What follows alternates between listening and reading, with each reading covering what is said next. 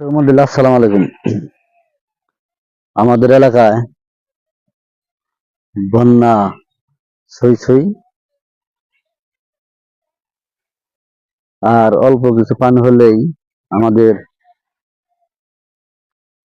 এলাকায় রাস্তাঘাট, ক্ষেত খামার তলিয়ে যাবে। এই দেখেন, পানি প্রচুর বৃদ্ধি। এটা হচ্ছে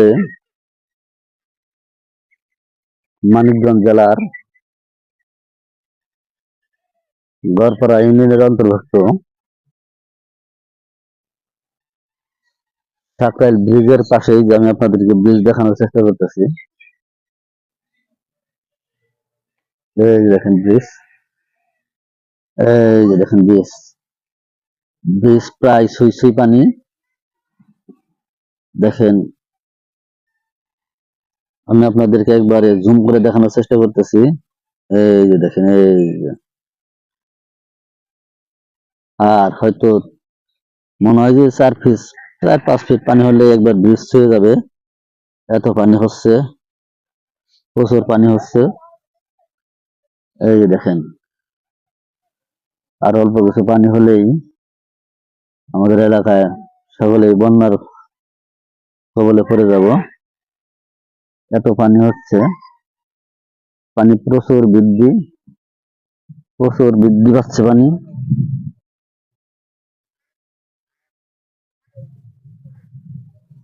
দেখতেই পাচ্ছেন। তো বন্ধুরা, আপনাদের এলাকায় কে কোথা থেকে ভিডিওটা দেখছেন, আর আপনাদের এলাকায় পানির অবস্থা কিরকম কিরকম কমেন্ট বক্সে জানাবেন। এই দেখেন, রাস্তার মধ্যে যে সিঁড়ি, সেই সিঁড়িগুলো একেবারে তলিয়ে যাওয়ার অবস্থা। এত পানি বৃদ্ধি পাচ্ছে।